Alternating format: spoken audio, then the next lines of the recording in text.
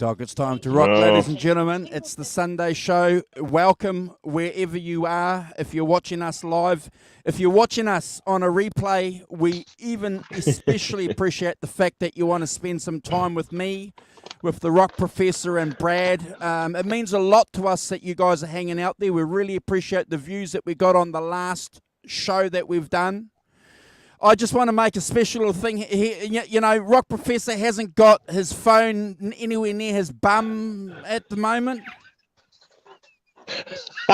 On the show earlier, Brad, I was because I was at my mum's having curry with my brother and stuff, and I had my phone in my cut. I put it into my body warmer, and I was mucking about, and I managed to time somebody out for 300 seconds. I nuked two comments. I was causing tremendous havoc without even realizing it.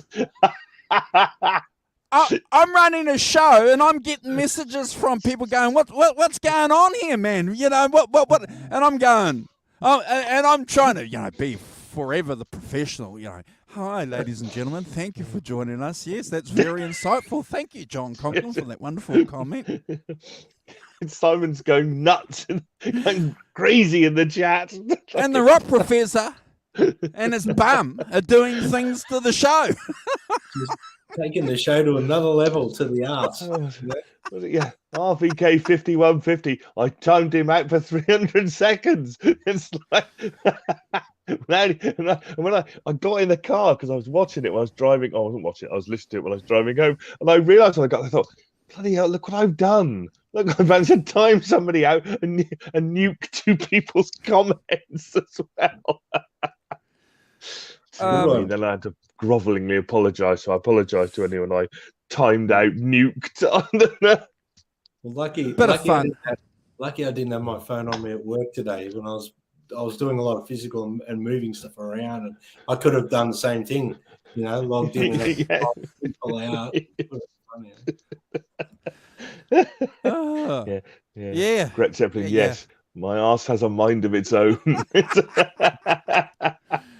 Well, it was a bit of fun.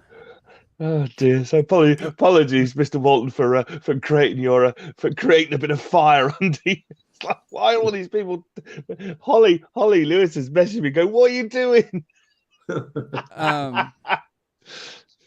Yeah, no, it was a bit of fun. We had a good show though, guys, and I want to pass on live a shout out from John Conklin and Jimmy to you guys. We had a good chat before the show, so they appreciate everything that you guys do. They watch, especially Jimmy, watches all our rankings. He's looking forward to watching part 2. So thanks, I said, yeah, I'll do that live. There's a couple of things, ladies and gentlemen, that we got to do live before we kick the show off. So obviously, if you guys have been following the channel for a while now, the channel has been actively encouraging people to support this wonderful book that Bob and Jeff have managed to put out. So up until I think about a couple of hours ago, Simon and Brad, this book now is available for purchase worldwide. Do we know via any particular via Amazon? Via Amazon. Oh, it's on Amazon. Okay. Yeah. Cool. Yeah. So I will attach that link in the show here. Yeah, brilliant for people, and it's at the beginning of the chat stream there. If anybody wants to go and get it, so we do look forward to these guys because if you have a look here, they're with us next weekend. So Jeff, Bob, Curtis, it's going to jump on a show with us next week and talk about their preparation for the gig the day after, Simon. So we look forward to that. Cool. Yep.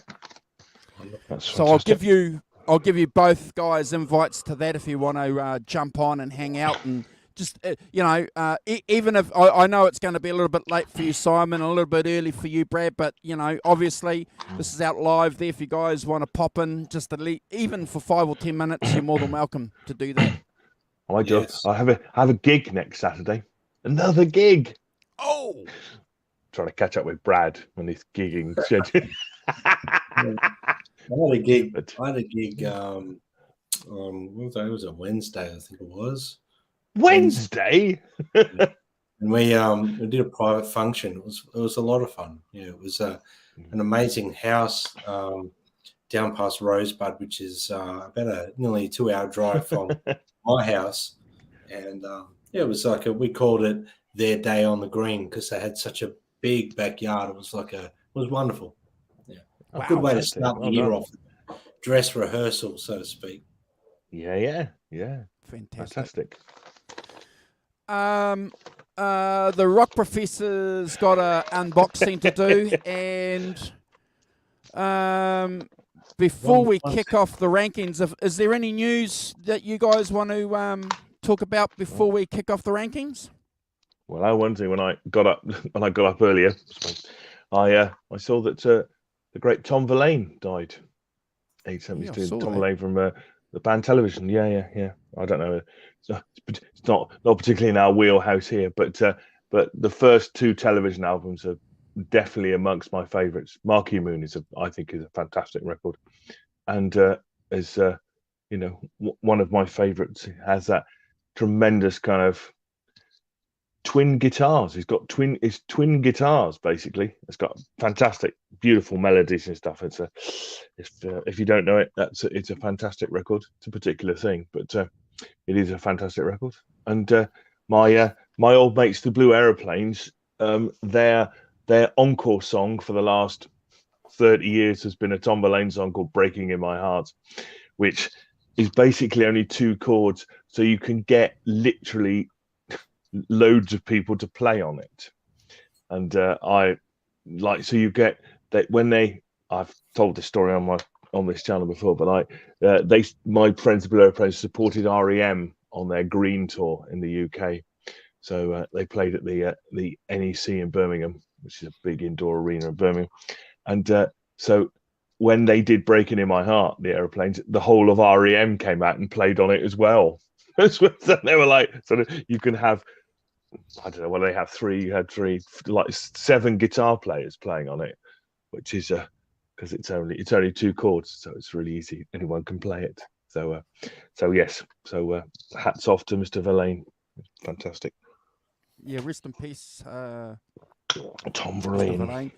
There's a famous band in New Zealand. If you guys are familiar with, you're probably not, but for the 2 or 3 Kiwis, the Dunedin Sound, Otago University, the Dunedin Sound was a force to be reckoned with in the 80s and the early 90s. And the Verlaines were... Yes, the Verlaines, yeah. Yeah, we're a pivotal band in that movement, and that's who they named their band after, Simon.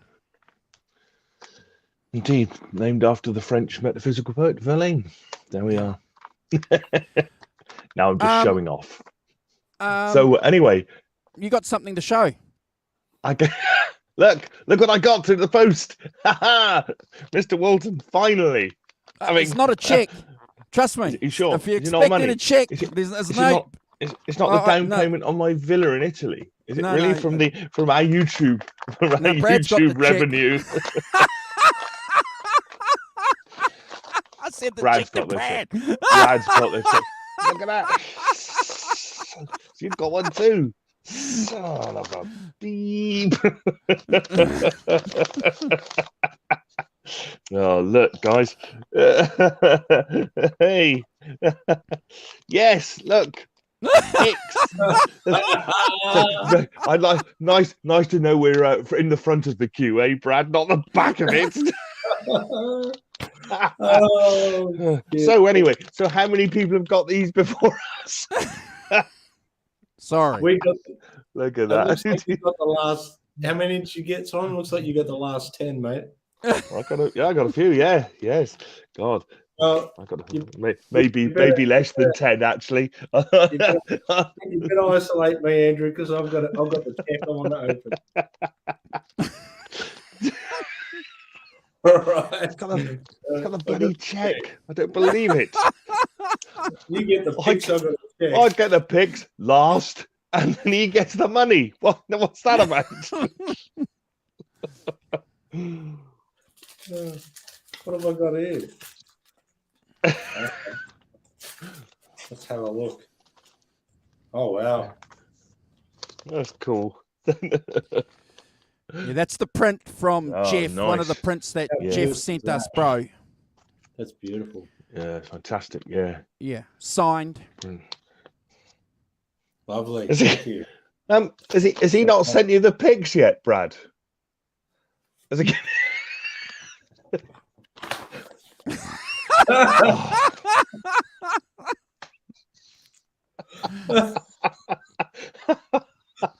Hey, I got one short, Andrew.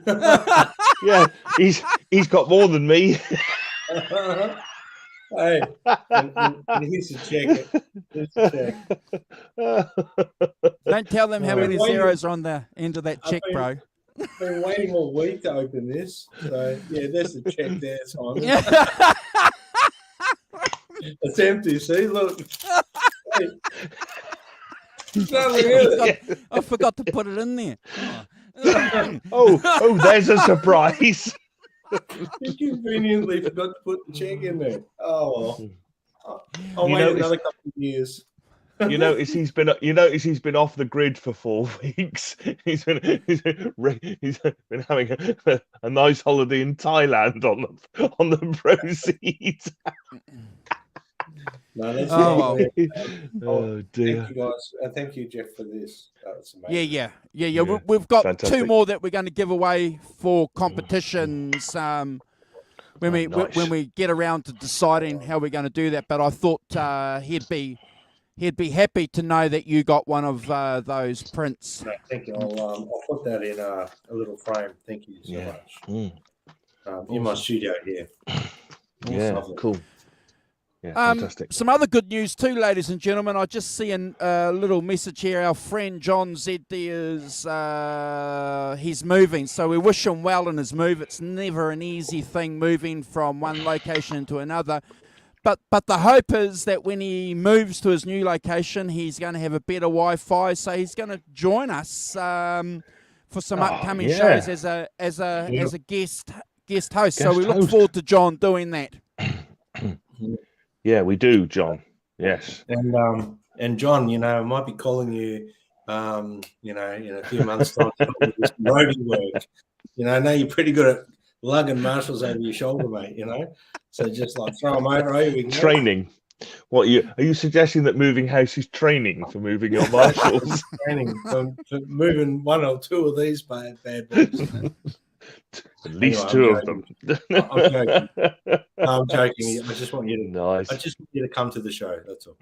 Yeah. Oh, speaking about your amps too, and forgive me, I've been meaning to mention this on the last half a dozen shows. I haven't had any news from Warren. I've been sending him emails. Ages. Messages. Yeah, I've sent him some messages. I've linked him tagged him to Instagram posts as well. If anybody knows anything about Warren, and if please let us know. Not having heard No news. isn't good. No. There must be. I'm sure there must be somebody in our subscriber base who knows him. Didn't he get some of his students to subscribe to us and stuff? Yeah. In the past, I seem to remember. Yeah. So Yeah, if anyone out there please does have any news of him, that would be great. Fire us a private message, DM us on Instagram or Facebook or whatever, or email Andrew. Andrew, maybe share your email address in the chat now so they can go and look for it. That would be lovely. Yeah, it's been a year since we've heard from him. Yeah. Yeah. Very, That's very been ages, alarming, isn't it? very sad, very alarming. Not good. No. Not We good. keep our fingers crossed for him. Yeah. That's the deal. Mm. Yeah, there you go. Andrew just shared it. So kiwiclapton@gmail.com. If anyone knows Warren, his whereabouts or what's happened, or hopefully it's good news you can pass on to us, please. I'll pray. Yeah. Rock Professor, you want to do a quick shout out and then we'll get Brad kick side arrow. Yes. I will. Start at the top. So we've got Tim Thomas. Good morning, Tim. Ellen. Morning, Ellen. Gretch Zeppelin. Morning, Gretch. And we've got John, ZD351, in the midst of his move. I hope it's going all right, John. I hope it's get a chance to breathe between the things. Got Hugh Caldwell. Morning, Hugh, from sunny Scotland. Hope all well as well with you. Got Johnny Bean. Morning, Johnny. Nice to see you. Finished off his show.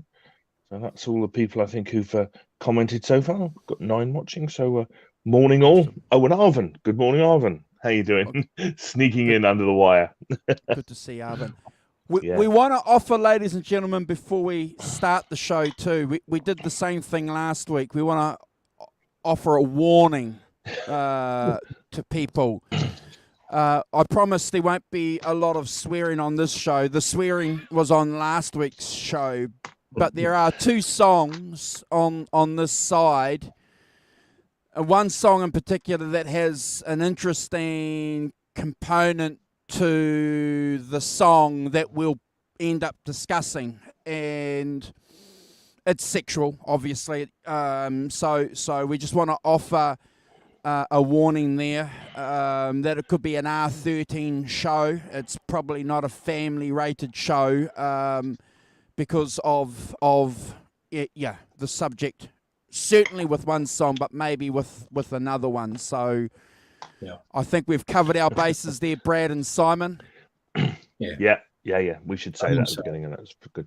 I mean, and of course, back in what Andrew said, it's a bit of a warning, but we are going to tone it down a little bit. We're not going to make it too sexually explicit or anything like that. So it's just pre-warning that some of the song topics and some of the things that are happening during one song in particular need to be discussed, and it is sexual. So just be aware. Yeah. And I'll be interested, obviously, to hear what my co-host's comments are in relation to that, and if you guys are, and girls in the chat, are familiar with what we're talking about, obviously your comments too, because it's going to add to Brad and Simon an interesting part of the conversation. So I think we've done that pretty well, guys. Pat ourselves on the back. I think that's fine. Yes, we have. Okay. So all you under 13-year-olds, bugger off. He's done it already. He's done it already. You see? Yes. Oh dear. Mr. Potty Mave. I said bugger. Brad. Said it again. Yes. Bugger is a term of affection here in New Zealand, I have you know. I'm sure it is. Okay, back to work. All right, guys. So last in part 1 or side G, we were discussing the album Appetite for Destruction, and we know that now after the introductory last week that there's 2 sides to the album. One's G and the second side is R. So it's not side A, side B, it's side G and now side R. So if you didn't listen to that last time, at least you now know that it's now side G and side R. So today we're hitting side R, which is there's some wonderful, wonderful songs on this side. And the last song on side G was Paradise City. So we're going from the next song, which is My Michelle. So if anyone's not aware of what we're doing, you can go back after the show and watch last week's episode, and see side G. So we're doing side R today. The first song on side R is My Michelle. Now, this song in particular, this is one of the songs on the album that took me by surprise. Like after such a big song like Paradise City, the first time I listened to this album, I remember going, this is a contrast or change from Paradise City. The way the song starts, it's got this beautiful swirling intro with those arpeggiated chords and Izzy Stradlin playing the single line melody. And Duff's bass is very predominant in your face with that do do do do do. The way he plays very, very more predominant.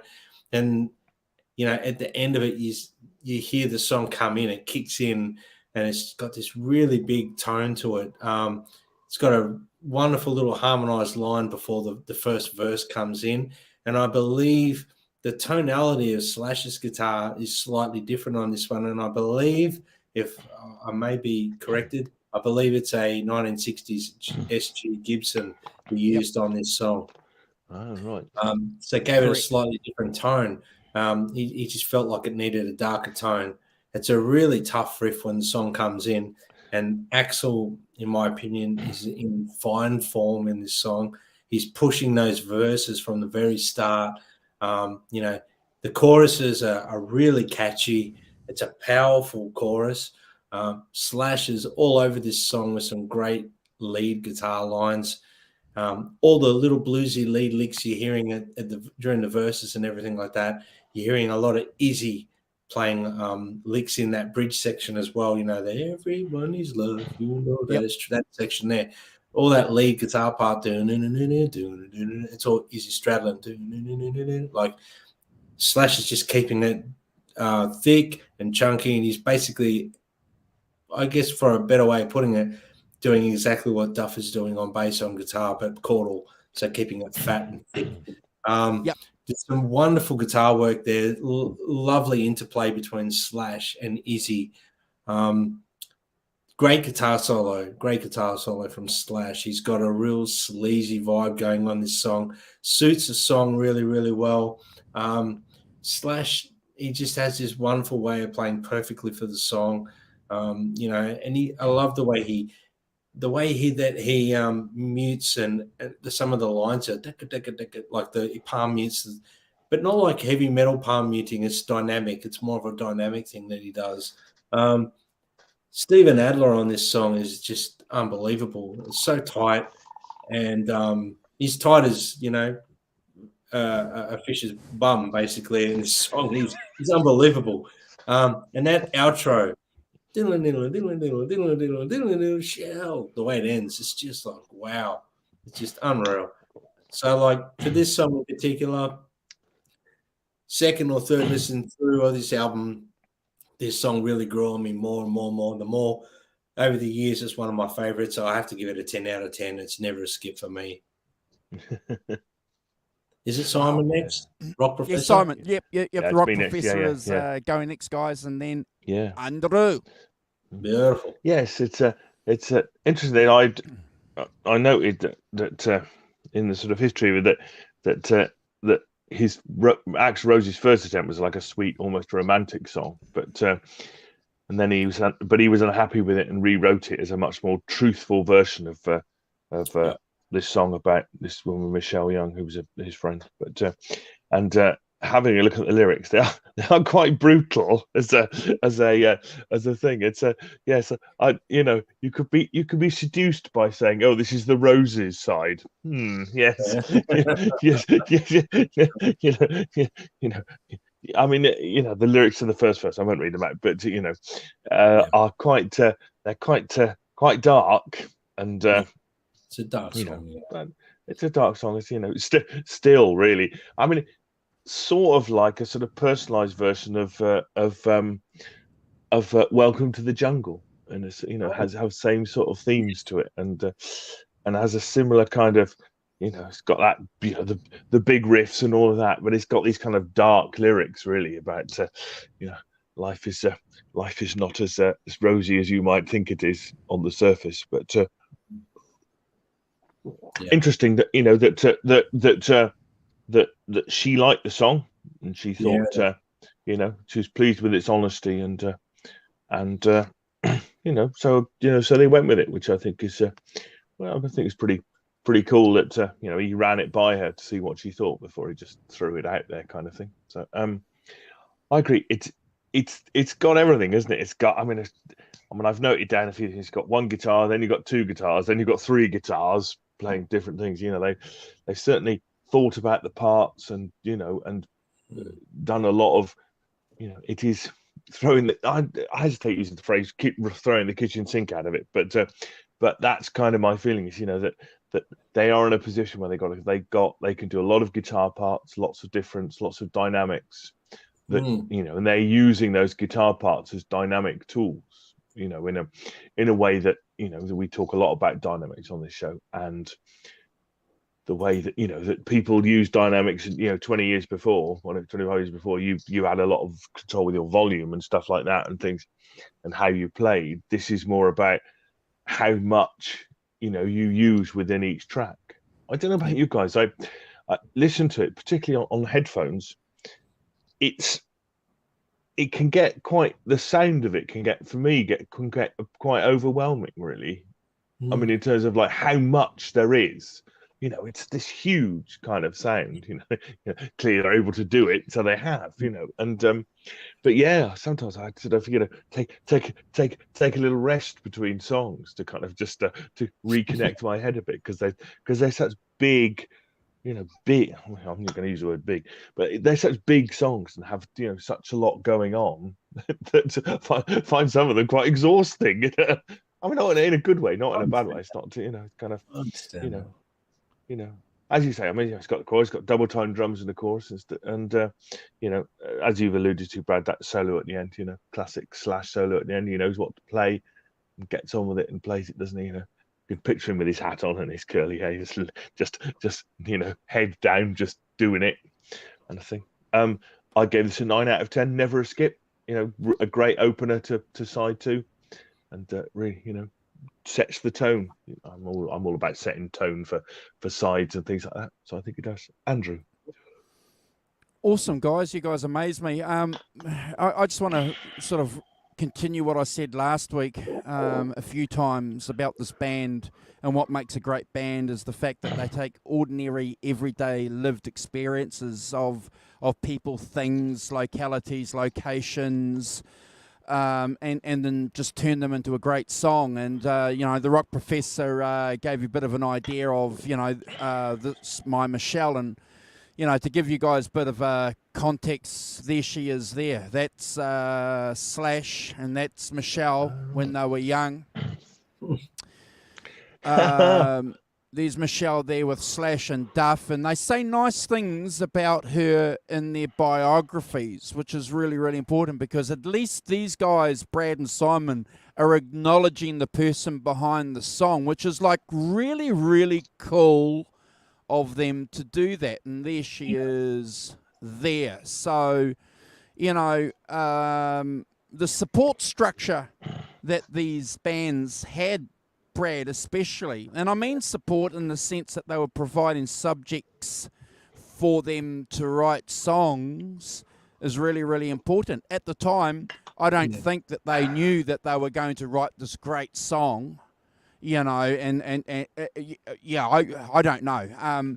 But all I know is what they've written about in their biographies, and they say nice things about this girl. So I love it, Simon, from that point of view, that it's about a real person. It's like, I can bite my teeth into it. Didn't know anything about it, though, Brad, for 15 years, though. Didn't know that Michelle was actually, a real person. And, that's always going to give me, a lot of respect when they're talking about that. Again, sorry to repeat that. I'm not going to repeat what you guys have said about the intro, because it's just a fantastic tone, isn't it? It's a short song. In contrast to my rankings from last week, Brad, I'm going to be a little bit tough and tight, because there's a couple of songs on this album which need to be singled out especially. So I don't want to get timed out by you, please.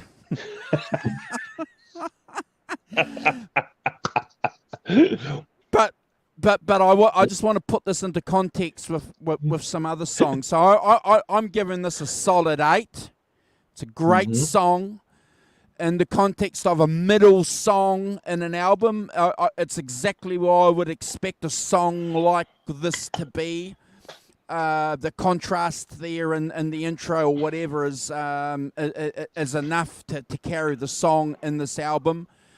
Solid 8, Brad. Well, you're going to get the prying eye from You don't like that one. Forgive me. And I man. see, I look, Tim's given that a 10, Alan's given that a 9, Hugh's given it a 9. So we're within ballpark. Yep. And that's crotchet. We're close, but no cigar, Andrew. No cigar. Okay, all right, all right. At At least it's him, not me, this week. Eight's a good score, but if you had done 7.5 or 7, you'd be timed out 100%. Okay, no problem. No, there's nothing like that. I want to do a special shout out to Brad. Brad, I want to do a special shout out to Carl too, because I know Carl is watching this at home. Yep. Carl. He's either watching it live or on replays. So the next song I'm going to mention a couple of points that he made. So yeah. Oh, cool. Carl, if you're watching, give us your rankings in the chat, please. We'd love to see if you're watching. The Techno King. Oh my God. God! So thanks, guys. That was good to start off with that song, and your rankings are good. I'll pass them. And the next song on the album is an easy composed song, or a song that he came up with, was heavily involved in composing, called "Think About You." Yep. It features Izzy quite heavily on lead guitar as well. It's got the classic cowbell intro. There's some really nice guitar playing from Slash and Izzy. The way they sort of play off each other replicates that throughout the song as well. So the first half of, like say, the intro is Slash playing lead. Then the second half of the intro is Izzy. And then every time that part of the song comes back, it's replicated that way, including the outro of the song. But the main guitar solo, for anyone who doesn't know or is not aware of it, is actually Izzy Stradlin playing the solo in this song. It's one of my favorites on the album. It's one of those songs that, it takes you back. It takes you back to a time in your life when you first, might have thought about this song as being relevant in your life, like the feeling that the song gives you. And it always takes me back to that moment in my life when I thought about this song in particular as being relevant to my life. So what I mean is putting it towards something in your life, like a loved one or whatever, you relate it back to that instance. And this song does that for me for some reason. I'm sure most people that watch our show, including yourself, Rock Professor, and Andrew, when you hear a song, you remember a time in your life when that song was relevant to you. And it still comes back every time I hear that. So it's one of my favorites on the album. I love the chorus. This song is the chorus line is wonderful. The melody is beautiful, and Axl sings wonderfully in this. It's got that really nice jangly 12-string acoustic in the chorus, which is contrasting to the electric guitars, which is really, and they've highlighted it instead of it being sunken back in the mix. It's actually up front, which I love that. Izzy's guitar solo is very Chuck Berry, very Keith Richards, very it's very in that vein. It's I'm trying to put a finger on exactly what style is it, but I can hear Keith Richards, I can hear Chuck Berry, I can hear Ronnie Wood, I can hear all his influences there fused in the one. And it's a wonderful guitar solo from Izzy. He was a great guitarist. Spooky chorus, I always tried to put it as a spooky, eerie feel to it. A wonderful melody. The outro, again, it's very dynamic. I love how Adler plays on this song. His feel during the choruses on the drums is beautiful. The Quiet Achiever on this song is Duff, but he plays wonderfully on this song as well. Look, I could go on forever about the song, but I won't say any more. I gave this one like a total 100 out of 10, and it's right up there as one of my favorites on the album. It's a more of a, I guess, it's not necessarily a well-known song from the album, but in my opinion, it's right up there with some of the well-known ones. Awesome. Simon. Yeah. You're right. It is. They're not. It's not quite. It's not as well known as some of the other ones, is it? It's No. difficult with that as a. But it's I mean, I'll take Alan's point. I mean, I wrote it. I kind of my first thought was, oh, it's quite sort of punky. It's quite sort of fast, and you know, it go bowls along in a very energetic fashion. I think the lyrics are kind of the lyrics are pretty romantic. Actually, they're sort of they're sort of soft-centered Axel rather than with. So I think whoever he wrote that about probably hopefully feels pleased about it as a song. I think it's. I agree with you about that about the solo. I broke down classic kind of rock and roll playing. Those Chuck Berry riffs and that very kind of 60s kind of rock and roll thing that absolutely agree with that completely. And of course any song that has cowbell on it is definitely up there. I think also, and I don't know, it's got keys in the background. Is that right? I noticed there's keyboard playing on it. I think every time I listen to it, I think it's got keyboard on it. Maybe it hasn't, but I kind of feel like it has in some way, which is. I think it's got a strong acoustic vibe going on there in the background with the choruses. Maybe it's maybe it's the things. For some reason, I my poor old ears thought it was keyboard. I don't know, but anyway, contrasting with the previous song, stuff like that, and using different textures and different sounds, and kind of leads on from what I talked about in the first track. That clearly they've worked out, we're going to have this on this song, and it's going to be a contrast to that song, and and I think that again, lots of stuff going on in it, lots of guitar parts and lots of lots of things going on in it. And it has that kind of very 80s kind of clean picked guitar at the end, doesn't it, with the chorus on it and things. It's a classic kind of in many ways, yes, this is the kind of the apex of that kind of 80s guitar sound, isn't it? That kind of that odd lies up, and this is kind of the apex of all of that. I know it's recorded in the early 90s, but it seems to take all of that stuff from the 80s, all of those sounds, all of those textures from the 80s, and ram it into a hard rock record. I gave this 8 out of 10, but never a skip, and a worthy second song. I think that's it does what it's supposed to as song 2, side 1. Andrew. Yeah, I think Brad, you've hit the nail on the head there. I've discussed this song at length with Carl over the years, and this is a classic example of Izzy's Stones influence coming through, and Brad's elaborated that very clearly for everybody here. The double stops, the Chuck Berry stuff, clearly it's evident in this. It's got that early 70s Stones vibe going on.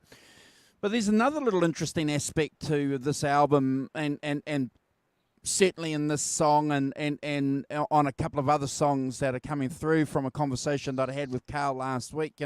We can't discount, and even though we know that it becomes more and more clearer when Guns N' Roses Lies is released, but the influence of Aerosmith on this band, and it's the guitar playing Brad too, is heavily, and and I never picked that up until Carl made that clear to me. And this is just again a little part of Joe's approach Perry. to guitar playing too, where he doesn't play all the whole chord. He just likes to play, some arpeggiated chords, or half the chord or a third of the chord.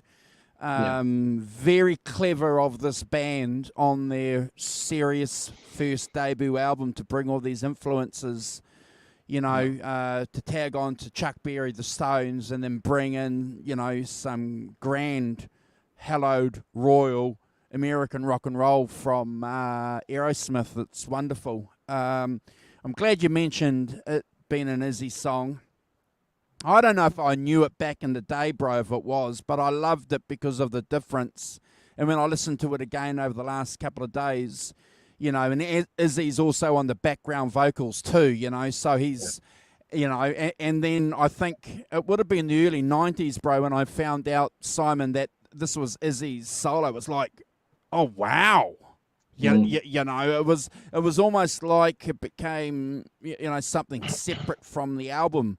It was something separate for us because, you know, I've said it before. There's just something about Izzy Stradlin that I love. I just, you know, yeah, you know, Yeah. you know, and because of that, because this is Izzy's song, I'm going to give it 10 out of 10 too.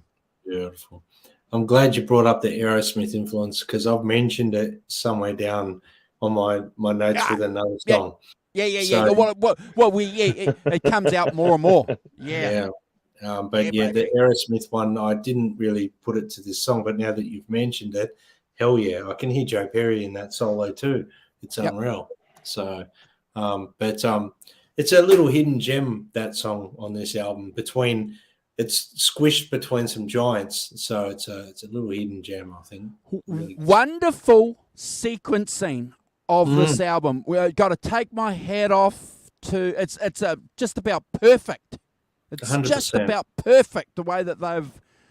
Yeah, I couldn't think of reverting or changing any. No. And, you know, when you think about the fact that they were considering putting November Rain on it or Don't Cry, it wouldn't have fit on this record at all. It's just nothing else fits on it. The only thing that could have done was put another song in there like Shadow of Your Love. That would be the only other song that would have fit on. But I'm glad in a way this album is like it is. So we've come to the next song on the album, which is somewhat of a masterpiece and I guess you could call it a cult classic amongst guitar players learning this intro of this song. Sweet Child of Mine, probably without a doubt would have to be their most successful song. The minute you hear that intro, you know it's Sweet Child of Mine, you know Slash is playing. You know, every time this song comes on the radio, it gets turned up by whoever's listening to it.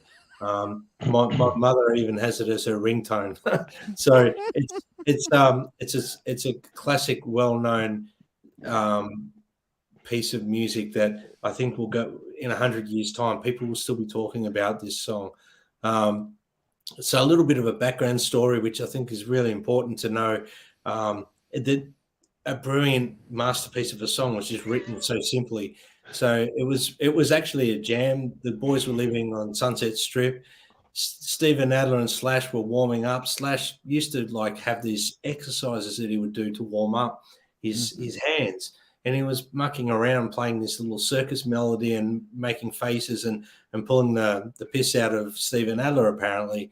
And as they're going along, the rhythm guitarist, like Izzy, he's going, Slash, play that again, man. And he started playing it, and Izzy came up with the chords behind it. He started playing chords behind it, and Duff just went, well, let's turn this into something. And he started playing his bass and come up with that classic bass line for it to suit underneath. When you think about what's going on in the intro of the song alone, there's a lot going on there, but it's just what you would call simple the way they constructed it. There was no thought behind it. Not too much thought behind it. It was just it just came together really easily is what I'm probably trying to say. There was no forcing this. It came from an exercise that Slash would do with his hand and his right hand to get some warming up and coordination going. And you know, one thing Slash said in his autobiography was, within an hour, my guitar exercise had become something else. Lead singer Axl Rose was listening to the musicians upstairs in his room and was inspired to write lyrics. He completed them that following afternoon. He based it around his girlfriend at the time, Erin Everly, who was the daughter of Don Everly. And that iconic intro, like I said, is timeless. The way Izzy comes in with the build up on the chord, and then the bass line comes in, Duff playing that bass line. Do, do, do, do, do, do. It's like it was meant to happen. It just probably fell together so quickly and easily. And Perfect. The way Adler accents with his hi-hats and cymbals, the way he does that. When the song comes on, look, it just instantly gives me goosebumps. You know, when they start playing time behind that and Slash is still doing the melody, there's a wonderful, and I almost call it like Duff's Paul McCartney style, where we play the Beatles like do do do do do do do do do. Yes. He was playing like Paul McCartney, like he was trying to do something Beatlish with this song, and I think that's what makes it so classic for me. Is there's an element of all their influences there, even though they're all got different styles. They had a nucleus of the same bands that they loved, and I think without a doubt, the Beatles would have been in the back of, you know, Duff's mind, thinking Paul McCartney, the Beatles. I'm sure of it. Now, I don't know. Maybe we can get Duff on the show and he can talk about it. But I think Paul McCartney was a big influence for his bass line on this album, on this song in particular, 100%. Axl's vocals. Now, I need to talk about this in depth. His next level on this song. His vocals on this changed the game for me with 80s singers. Everyone in the 80s were trying to sound like a female for some reason. That's just my interpretation of what a lot of the singers were doing. And no matter what a lot of the singers were doing in the 80s was brilliant. I'm not knocking it. They're all trying to sound like they were trying to sing like too high or not their range. That was something that always kind of I didn't quite get being a young kid listening to Zeppelin and the Beatles and all these bands. I love their vocals, and I was not a big fan of 80s music when this album came out. I've said that in the part one we did of this. I love 80s music now, but at the time I was more of a 70s dude, and this song took me back to the 70s. When I heard this, I thought, Free. I thought Lynyrd Skynyrd. I thought all these bands, the way Axl was singing, I'm hearing all these influences that I love, and I'm thinking, this is wonderful. First time I ever heard this song was a mind-blowing experience because I couldn't believe what I was hearing. The more I listened to it, the more I could hear all these things I'm talking about. His chorus line, it's so catchy. It's simple, it's catchy, and that's what makes it so brilliant, in my opinion. The way his vocal tone, it sounds so rich. It's unbelievable. And then on top of that, you got Slash's melodies over the top, which make in the chorus, which makes the song even more interesting than how amazing the song already is. And props to Slash, and he is the master of adding guitar melodies and hooks to songs. You got to look at his catalog of music, everything he's done with Velvet Revolver, his solo stuff, Guns N' Roses, anything that he's worked with, Lenny Kravitz, everything he's done. I mean, highlighting songs like Estranged and Don't Cry and all these songs. And, his vocal, he was almost doing vocal melody with his guitar. Does that make sense, guys? I might be trying to break it down simple. That's absolutely right. He's the master of it. You listen to what he's playing behind when Axl's singing, "Oh, sweet child of mine." You listen to what Slash is playing there. It's like a little melody. It's fantastic. What the no. It's like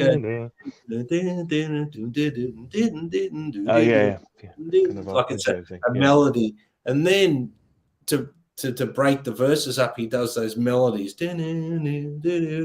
It's like he's singing like a little melody, which is fantastic. It just makes the song even better, in my opinion, than what the song already is.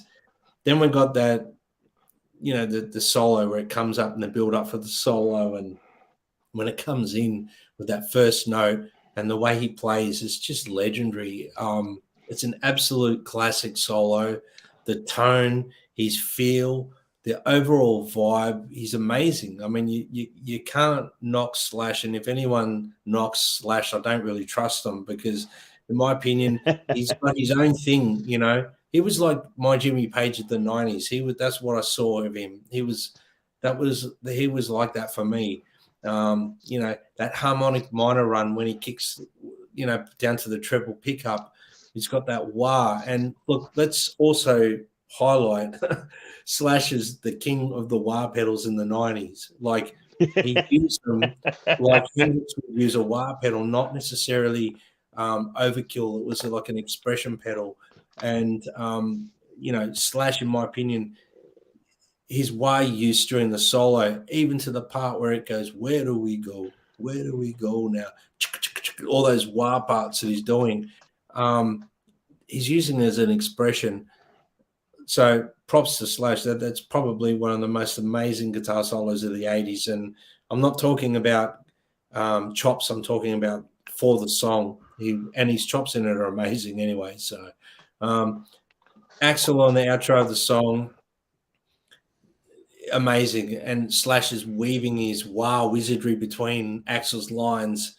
And then you've got that the way the song ends where they does the rundown, he bends the neck of the Les Paul bowl, does that, and then it sort of fades out, and you hear that pitch-outed chord from Izzy and things like that. It's just that's done like a live bed. That you can tell they've done that as a live bed. They've kept it as live as possible.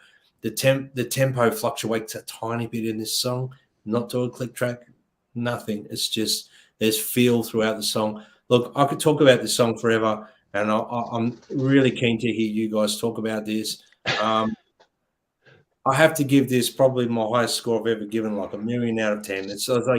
It's in my opinion, I love playing this song. I still play it nearly every single cover band gig I do in Appetite. It's one of my highlights of playing this song. Always, excuse the French, I shit myself starting the song every time. Right, because you can't muck it up. You're out on your own, aren't you? You're out on your own to start with. And since obviously my health issues last year and things like that, it is, and I'm going to thank Slash here.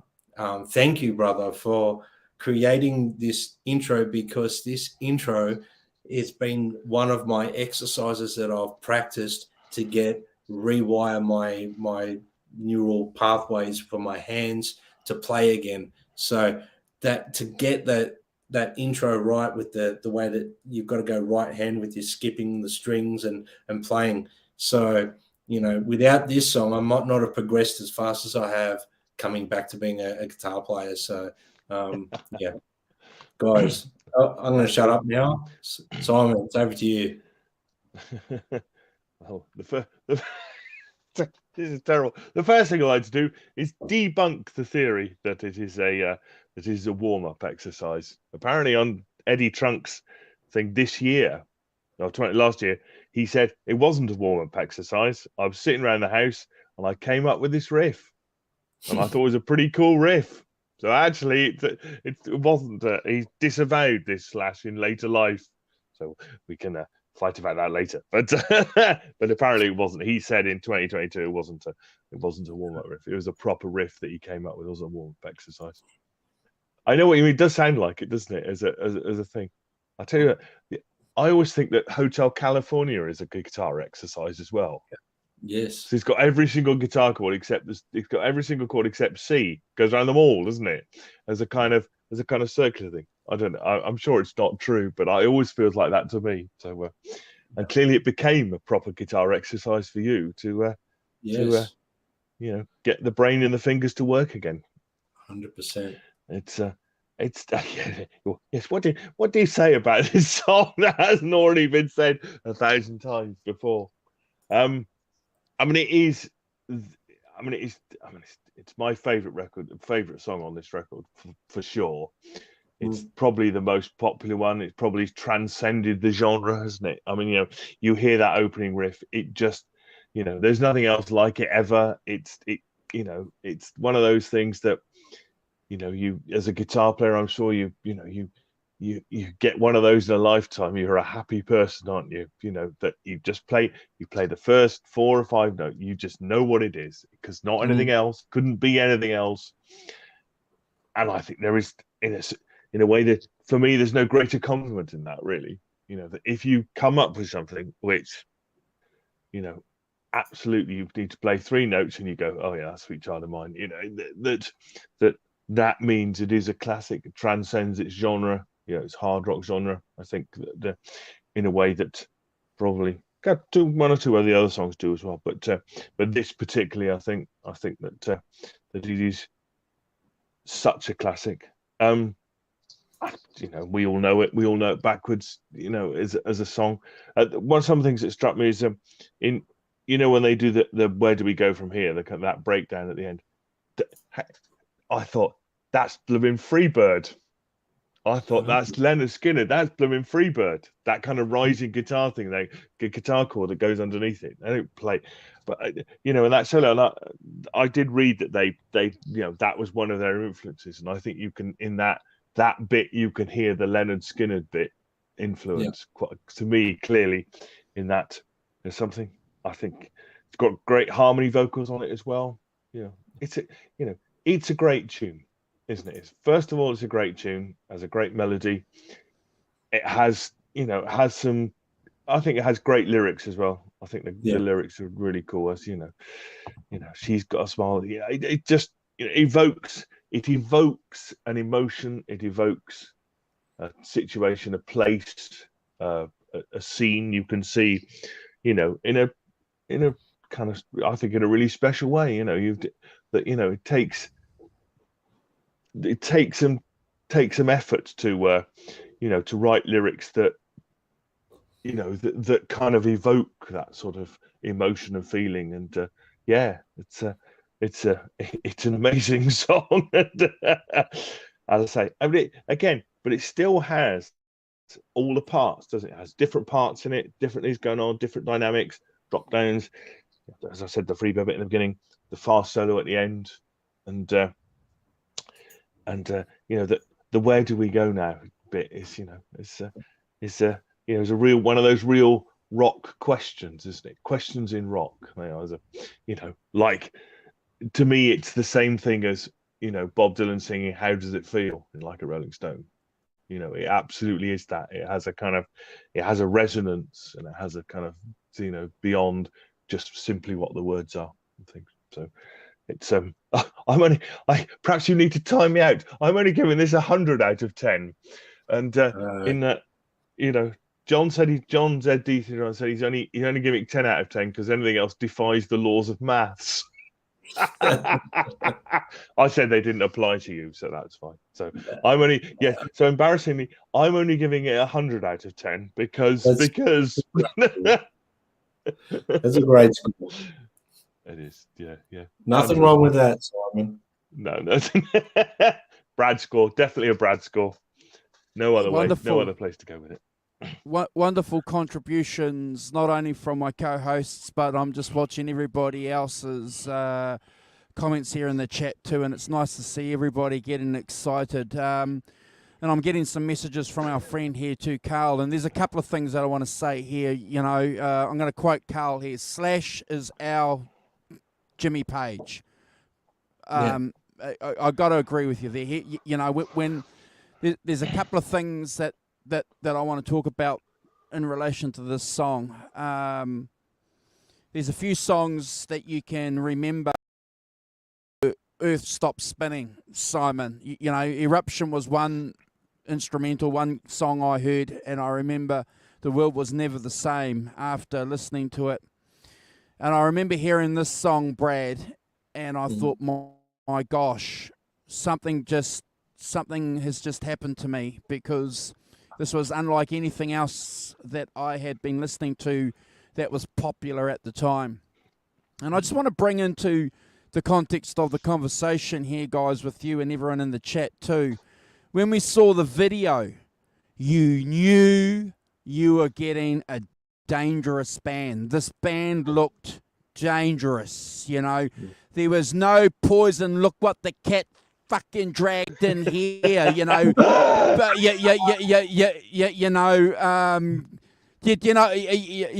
there was none of that going on.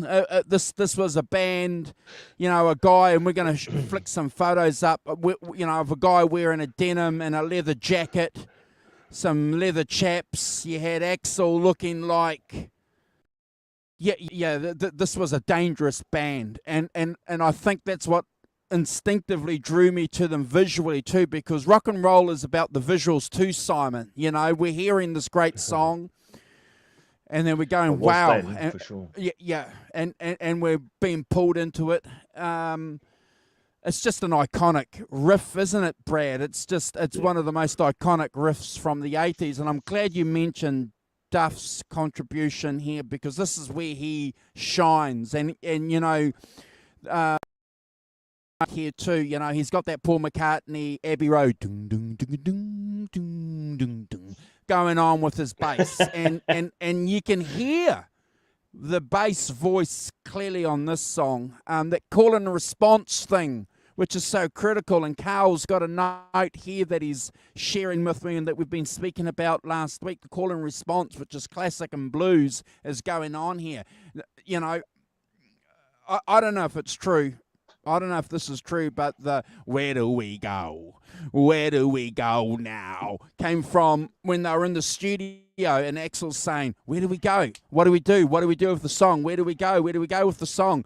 And the producer said, "Hey, go and sing that as the bridge. Where do we go?" And so if that's true, I don't know. But again, it's the urgency of that moment of coming up with something to create, you know, to give to the song. I love it.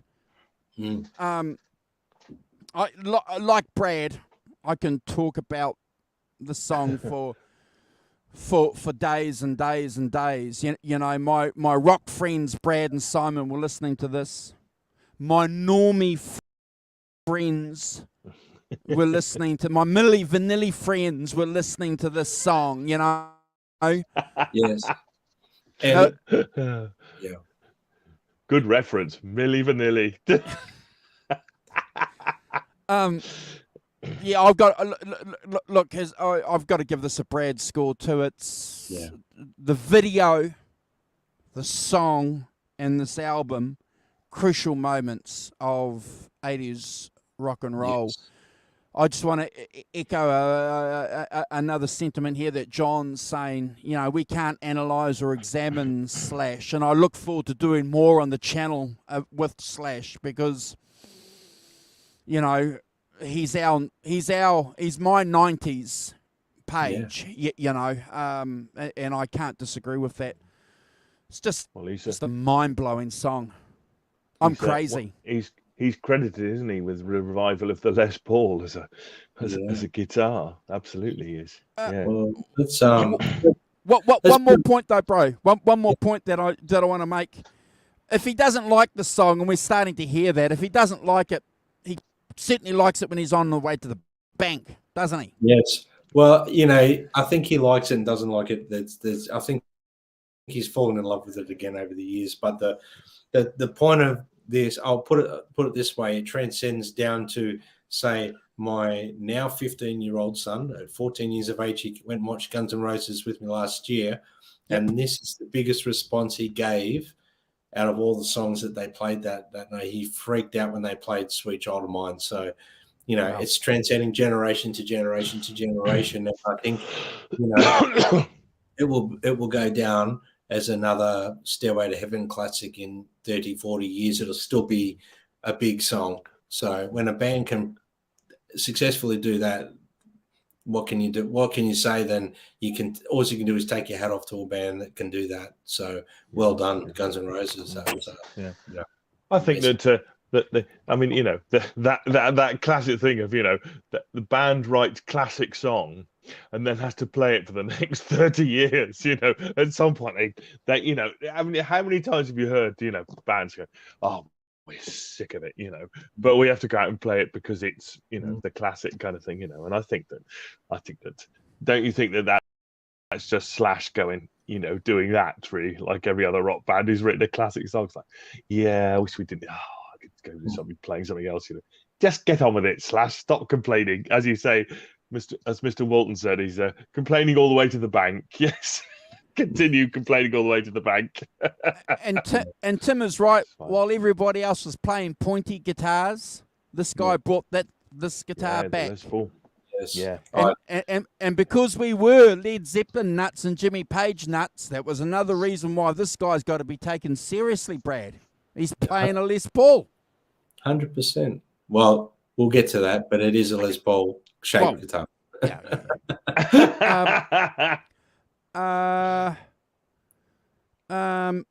Yeah. Fantastic. I'm glad your boy enjoyed it. It's just phenomenal.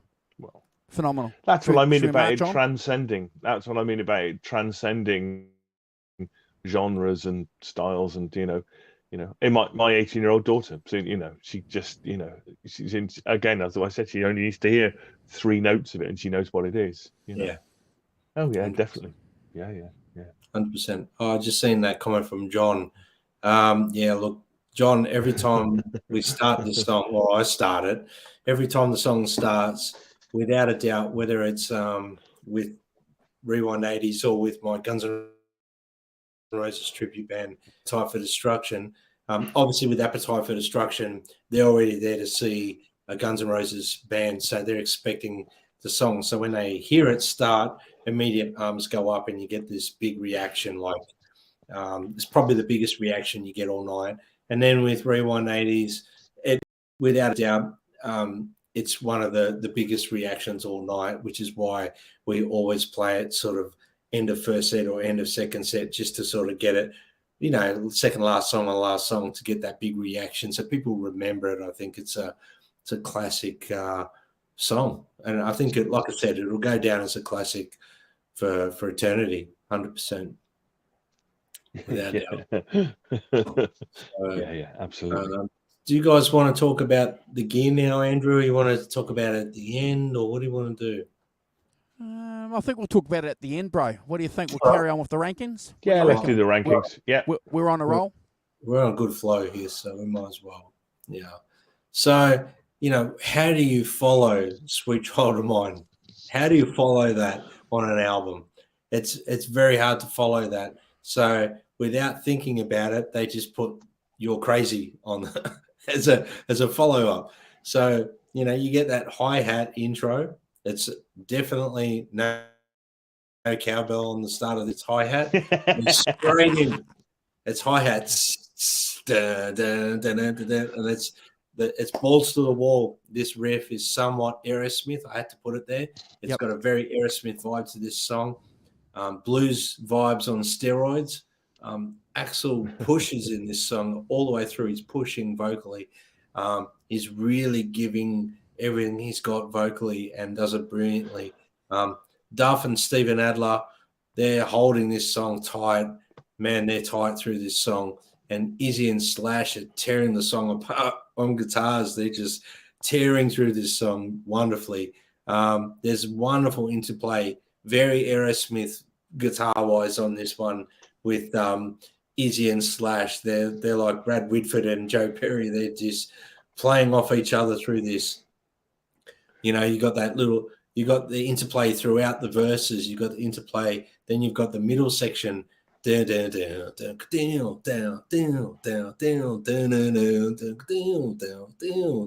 that. It's wonderful. And it really highlights how well Slash and Izzy play. They were a guitar duo and a force to be reckoned with. And Izzy knew his place in the band, and I love that about him. He knew he was the dude that needed to color the song and fill the song, while Slash was the dude that was going to always do the big Sweet Child of Mine guitar solo, where Izzy was the dude who played the licks through the songs, and especially when we get to the last song, I'll talk about that more, but their interplay was amazing. And then you get to the solo from Slash, and it's the song is like tearing. It's like a key change.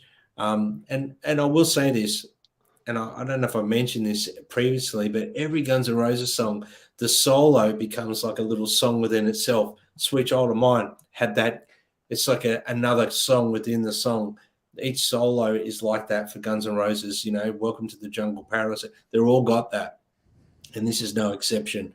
One thing that I love about Slash's solo, and this is very bluesy, but I love how he mutes some of those lines, like the way he does all that stuff. It's like a dynamic thing for him. It's not like him trying to play metal guitar. It's just his dynamics. But the highlight on this song for me is definitely Axel on this. I will say this. even though my preferred version of this is on Lies, I love the slowed down version. I love the way that Axel sings on the slowed down version. I think that's my preferred version of this song, which, you know, I don't know if you guys agree or not, but as a band, Appetite for Destruction, we loved playing the slow version of it, but this song with the energy of this version on Appetite used to get a better response, so you stuck with this one. I have to give this one a 10 out of 10. It's a great song. It's short, sweet, smacks everyone right in the ribs after a song like Sweet Child of Mine. I think it was the best song they could have put after Sweet Child of Mine. Simon. Wonderful. Yeah. Well, yes, I agree. I think any song is, you know, that comes after Sweet Child of Mine is going to be overshadowed by it, isn't it? As a thing, it's very difficult to. I mean, I don't know how much thought they put into it, but I think that seems to me that that you've got Think About You and You're Crazy, kind of. You know, they're the two bits of bread, and the meat bit is the Sweet Child of Mine bit. And they are, to me, when I listened to them, I thought they were quite similar songs as a you know, in kind of pace, quite sort of punky feel. I think that You're Crazy has a kind of riff similar and speed to Welcome to the Jungle, as a kind of mirror to that as a thing, which I think is, you know, is what you can do, isn't it? You can only go for a contrast, really, with what's gone before, kind of thing.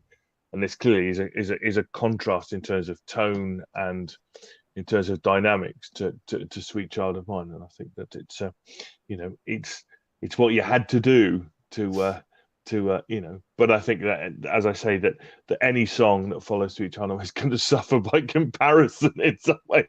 It's you know, but you know, they made it a contrast. And I think that's the important thing to say about this song, that it is a contrast to what's gone before, and is very much in that kind of, you know, the rest of that album in that rock vein, as you say, that Brad, that, you know, that in the rest of the album is in a kind of, in a sense, Sweet Child of Mine is kind of the one kind of ballady thing, and is and could stick out, didn't it?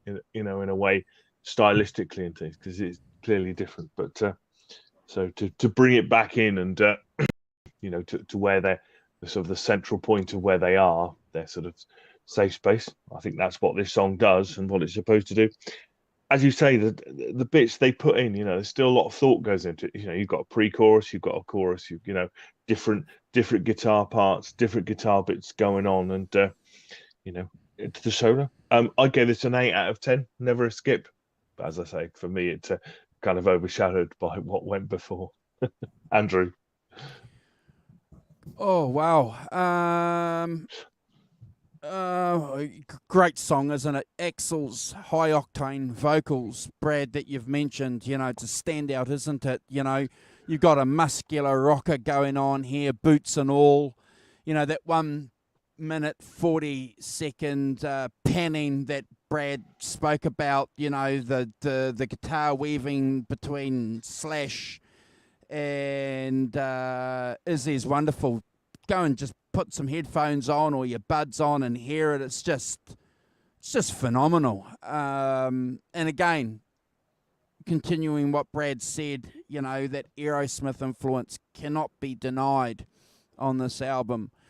I've also made a note too about the acoustic version, and I do sincerely, gentlemen, look forward to us talking about Guns N' Roses' Lies at some stage, because the acoustic side on this album, we cannot underestimate the influence that had on guitar players like me and my friends from the 1980s. It brought back playing acoustics. It just made it, while everybody wanted, like Tim said, to run out and buy a Les Paul because of the Ritz gig, you really wanted to go and grab your acoustic guitar, Brad, that you'd been learning with 5 years prior, that you'd put back in the wardrobe, that wasn't cool anymore. You know what I mean?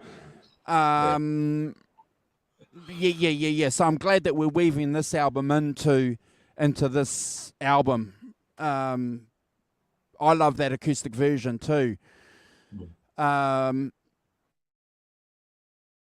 You're crazy. How many just say that to people after the song? You know, you're talking about someone. They're fucking crazy. Oh yeah, yeah. You know, so it was just like it became an insider call. You know, between the club, Simon. You know, it was. Oh, he's just crazy. And then some Brad would go, oh, crazy. Oh, well, certainly my friends did anyway. Look, I love the song too. I have to agree with what my co-hosts have said after what Alpine limits we've had with Sweet Child of Mine. What song's gonna, come in and fill up that gap? I too have given this a 9 out of 10 too, but certainly a high 9, Brad. Please do not time me out. No. No timeouts. Unless it's ridiculous, and I'm pretty sure neither of you put a ridiculous ranking on any of these songs. No timeouts. I'm joking. And I do look forward to us at some stage too. We don't have to do a ranking of it, but I'd love to get together with you guys and talk about that Ritz. I remember videoing it. It was late at night on a Friday, and I remember spending all of Saturday, Simon and Brad, and all of Sunday just watching. I did nothing. My friends and I did nothing for 2 days. We just sat and watched. I'd love to do that. I will discuss it more when we do the show based around that Ritz performance. But I remember the first time I recorded it on VHS. I was staying in Brisbane, and it came on, and I was like, what the? I knew it was coming on, so I started recording it, like, because I was into Appetite, the album, and I watched it, and I was shocked that they were bleeping out the swear words, but I was just we didn't get the bleeps. I was fixated on that TV. I was fixated. I could not stop watching it. And I was pausing, muting the ads and coming back. And I still got that cassette somewhere. But I have to say, every gig, every time I used to go out, my first band with my mates, Danny, who's, God rest his soul, not with us anymore, and Matt Yazbek and my mate Robert Bonney, we used to come back from wherever we went out, come home, order a pizza, and watch the Ritz. Yep. Drunk, didn't matter if we were drunk, too drunk, whatever, we'd watch it. And we just fixated on the TV, just going, oh man, oh that part, rewind that. And it was just, and it life-changing. Yeah. We'll have to get together and have a GNR geek out. John's got a great comment there. That's exactly what happened. You know, we were pulling out our acoustics at parties, weren't we, bro, and playing these songs. And but all credit to TV New Zealand, Brad. We didn't get the beeps, bro. We got the swear words. I blame Guns N' Roses. I don't know whether it was just because I was staying in Queensland and Brisbane at the time, but whether it was that or Brisbane Sydney, was conservative then, wasn't maybe. it? Yeah, JB Alka Peterson. Yeah, they bleeped out a lot of the swear words, but didn't matter to me because I it was one of those epic gigs, and make sure you go check it out on YouTube when you get a chance, guys. But why don't they do an official release on that too? You know, maybe MTV got the rights to it or something. I don't know. And I'll be honest with you, I think the band weren't as happy with the performance as what we are with it, you know, because it's a bit sloppy at times, a bit rough around the edges. But that was Guns N' Roses, and that's what, you know, they were perfectionists, and they were like, ugh. But we loved it, you know. So there was something raw and edgy about it, and seeing how cool Izzy was to start the gig with It's So Easy, and Adler doing the popcorn. It's just so energized. It changed my life. That performance changed my life, 100%. Okay. Let's talk about the next song, though, guys, because we're deviating. Even though we're still talking about Guns N' Roses and excited, let's talk about the next song. Anything goes. Surely not. Anything goes, guys. You know, when you meet a girl and she goes, anything goes, I think of this song. We Oh. did issue. I won't ask. We did. I won't ask when that was. We did issue a warning, ladies and gentlemen, at the start of the show. So if you're under 13, you shouldn't be here. Yes. Block your ears. So this song, okay, it's a quirky song. I'm going to say it's a quirky song. There's so much to talk about in this song, and I'll try and cover as much of it in a short amount of time because I don't want this show to go for 4 hours. Okay, so there's so much to talk about. That intro from Duff with the way they start that with that bluesy little line, and underneath you've got Izzy kind of doing this little this chicken picking sort of thing going on. It's exciting, it's quirky, and the talk box from Slash. I mean, he's playing with a talk box, which is very Aerosmith. You're bringing that Joe Walsh Aerosmith part in. Slash's influences heavily there. Yep. You got it, brother. Slash plays his talk box wonderfully. He's playing it great. There's that thing going on. I don't even know what that is. It's like a scratch board or something. I don't know what it is. I don't know. Might be able to elaborate on that. And but if you listen to what Izzy's playing alone, if you pan hard to the left, guys, when you listen to this song, and just listen with your left ear, what Izzy's playing, he's playing like this chicken picking thing, like Richie Blackmore used to play like that at times. That down, like it's hard to do. It's very hard to emulate that feel. It's wonderful there. And then you listen to what Slash is doing; it's fantastic. But the song, after the intro, it kicks in and Axel's singing the verses, and lyrically it's a lot of sleaze, and the music behind what the lyrical content is matches as well. It's very raunchy. The music is sleazy, very raunchy, and there's something magical going on in this song. And this song, I will admit, when I first listened to this album, I wasn't as into this song, Andrew. I was not taken with this song like I was some of the other songs, but over the years it's rapidly become one of my favorites. Yep. And I used to love performing this song live. There's something about this song, the energy. Performing this song live is an amazing thing to do because there's something magical about this song. I love that those runs, I love those bits. Then it comes back into the verses. That I have to mention that's something that the way they slotted them into the song. It's like, what do we do here, guys? It's perfect. They just come up with the perfect run. Slash and Izzy, I've said it quite a bit now, that their interplay. This is another one. They're Brad Whitford, Joe Perry vibes in this. Duff is solid. And you listen to a lot of what Duff's playing on bass is unbelievable. Steven Adler's feel on this song. There's definitely no click track going on in this song. No click track. He's playing. I like to say like the Led Zeppelin thing: tight but loose, loose but tight. Tight but loose. I don't know which way you want to put it, but it's a free time to this song. There's no click track. And they're keeping that energy there. I'm going to say this very bluntly. Axel is fucking killer in this song. There's no one else like him. I know I don't want to swear, and we don't normally swear, but Andrew said a few things, so I think I won't get timed out for doing this. Yeah, there's no one else like Axel, and only Axel can get away with the things that he does as a vocalist. No one else really can get away with it. I'm not talking about vocal ability. I'm talking about the way he emphasizes his words, the things he's singing about. Please forgive me, Motley Crue fans, if Vince Neil sings about him, it's cheesy. When Axl sings about it, you take it seriously. You're like, whoa, he's singing. He means that, So for me, and that outro with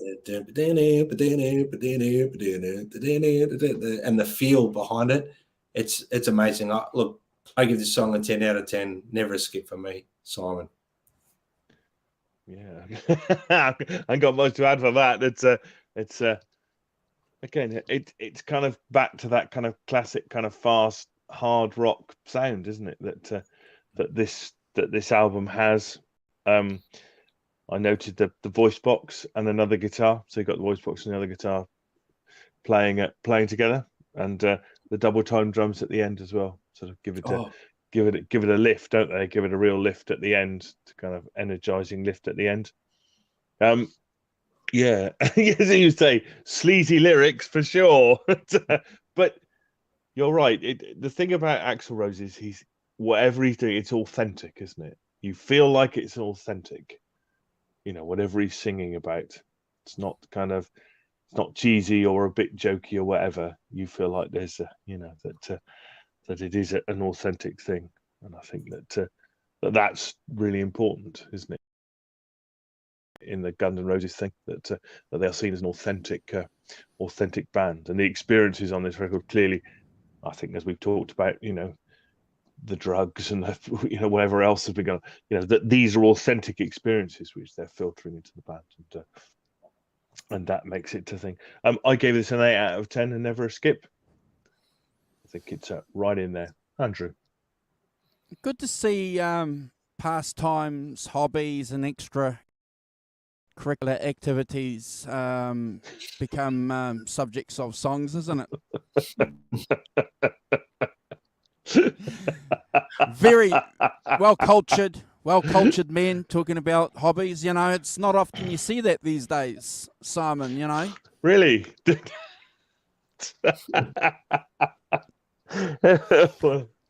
I found English shockingly frank, to be honest, compared to 1971. Let me tell you. Look, Brad's already mentioned it. The talk box solo. It's got a really interesting intro, hasn't it? That's just like phenomenal. I did a little bit of research on it. It's an old song too, guys. It's goes back to the Hollywood Rose days. So it's an old song, been around with the band for a while. So, certainly a song that that they definitely wanted on this album. It wasn't a new one, so got to give it credit where credit is due. I suppose the problem with this song, and we said it before though, Brad, didn't we? We said the sequencing on this album's perfect. It's perfect. I don't want to repeat everything that Brad said about the parts of the song. Go and check it out, and the Aerosmith influence again is becoming more and more prevalent. Love that. And when we go and talk about this song here, when we do side one, Move to the City and Mama Kin, it's going to be, you can see how a song like this, Brad, fits in. When this album came out, you can see the lineage, the trajectory of where this band has come from and where it's going. Love it. Brad, I've given this a 9 out of 10. It's never a skip. I haven't said that on any of these shows, but I've got to make it quite clear because that's our hashtag, never a skip. Yes. Paving the way for the next song, brother. Yeah. And that's really good. You mentioned, Andrew, like the solo with the talk box, and the one thing I did forget to mention in that solo, which I quickly will, is just Slash does that talk box solo, but he interplays with himself playing just his normal Marshall and Gibson tone or Les Paul tone. So it's him playing. It's him playing both parts. Yeah. I'm not sure why they didn't use Izzy, but maybe Slash just did it and it worked, so they just left it. But I love how they've done that. That's a wonderful little section. But yeah, it's a great song. So guys, we come to the end of what I would call probably one of the greatest, if not the greatest, debut albums, and probably one of the greatest rock albums of all time, Rocket Queen. And man, what an epic song this is. And there's so much going on in this song. It's hard to almost talk about this song without sort of going on too much about it. So I've condensed a lot of what I wanted to say into the main points. And Stephen Adler and Duff are massive on this song. Apparently this is a song that Duff had with a band he had prior to Guns N' Roses called Road Crew, and a riff, so it's a very much a Duff McKagan riff. That intro that Steven Adler does before anything comes in, the way he starts, and the drums sound amazing. His feel on the drums is amazing. Now, not many drummers can get this feel right other than Steven Adler, and it's something to be said about him as a drummer. He was amazing, still is an amazing drummer. So I shouldn't say past content, still an amazing drummer, but on this record, the other lineup drummers that Guns N' Roses have had, they still do it, but it's not quite the same as when Steven Adler plays this song. Then Duff comes in with that doom, doom, doom, doom, doom, doom, doom, and the volume swells from Slash. They're spooky, and he's got that like a phasing effect or something on his guitar. Izzy playing those little lead lines, that playing all those, while Slash and Duff are holding it tight, keeping that big vibe going on. One thing to be said,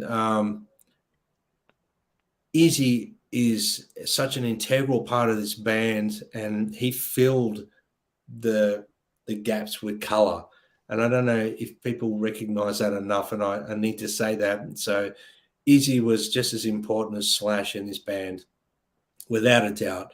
This lineup, this classic lineup of Guns N' Roses is what made the band. And what can you say? Izzy, this intro sums it all up before the vocals even come in. This intro sums up the band perfectly.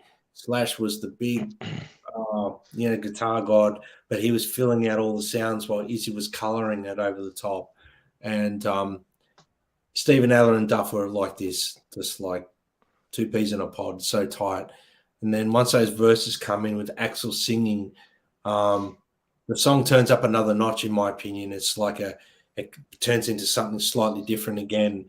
And you've got brilliant vocals, and the melody line is brilliant. His singing is brilliant. His melody line is brilliant. If people don't know what I mean by a melody line, it's like the way he's singing it is just brilliant. I love the guitar runs. The thing over the top of the verses, you've got Slash and Duff playing the same thing basically, but Slash is playing chordal and Duff's playing the notes, and Izzy's playing all the little lead licks over the top underneath Axl singing. So the first listen, you would think, oh, is that Slash? You're not sure, but it's definitely Izzy. You can tell it's Izzy, and he's putting all the color to this song. So you've got that section where it breaks down every time. Like that, those guitar runs are brilliantly executed, and the whole band are like this through that. Then you've got that section where it comes into a slide guitar solo, and boy, if this doesn't give you goosebumps, I don't know what would. It's like instantly, even talking about it, I've got the chicken skin going. The vibe is really spooky, and yes, I don't know whether one of my co-hosts might talk about it a little bit more. They are sex noises; they're real, and we might mention this at the start of the thing. So if you don't want to listen, maybe cover your ears. But yes, that's apparently Axl Rose having sex with Adriana Smith, who was Steven Adler's girlfriend for about a year, and then supposed to have had a relationship with Axl as well. So yes, that's. I might not talk about that too much, Andrew. If you're going to talk about it, or Simon, I'm not sure, but not hugely. No. So I don't want to get too heavy into that. I want to keep it music based. But yeah, so she was a big part of this, and Axl wanted to have. He definitely wanted live. He wanted to have that in the song, sex noises. He didn't want to have someone pretend or samples from pornographic sort of material. He wanted it to be related to the band, and she was up for it. So it's classic. It needs to be there. I think any other band doing that might not have worked the way it has. Like I said, Axel gets away with doing things that he does that most singers can't get away with. That's because he's Axel, and Axel is brilliant. Yeah. So let's pull away a bit from that now. Think about the bass line of this song. It's unbelievable throughout the song, from start to finish.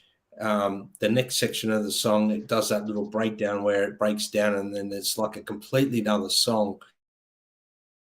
The way it starts again, doom, down, doom, doom. And then you listen to Duff's bass playing. I mean, he's really just moving around. He's like Paul McCartney again. We've sort of pulled that again. He's doing Paul McCartney style bass lines throughout this song, and the outro of this is no exception.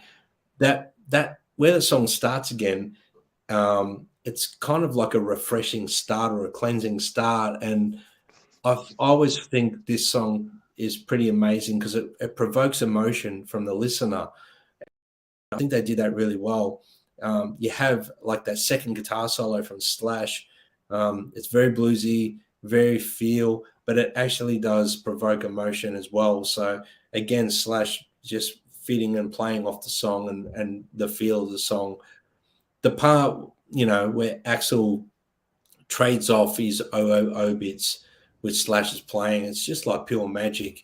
The Don't Ever Leave Me section, Say You'll Always Be There. There's something about that part. It always makes me emotional. I don't know why. It's just every single time I listen to this song, I think about my whole life, my musicianship, my friends that I've made, people that have passed away. I don't know why I think about these things. Like I think about my good friend Danny Yazbek. Every time I listen to this album, I think of my friends that I used to play with. I think about my current mates that I play, but for some reason, it's just an amazing part of the song. It's an amazing last song to close off this epic masterpiece of an album. Again, same thing as Sweet Child of Mine, a million out of 10. I don't know if that's possible, but it's a fantastic bookend to an amazing album. And yeah, guys, I'm looking forward to seeing how you guys rank this, but probably my second favorite, if not my favorite song on the album. Simon. Yes. Oh, yeah. Well, I mean, clearly the sort of the sexual angle of it has, I think, kind of overshadowed it to some extent.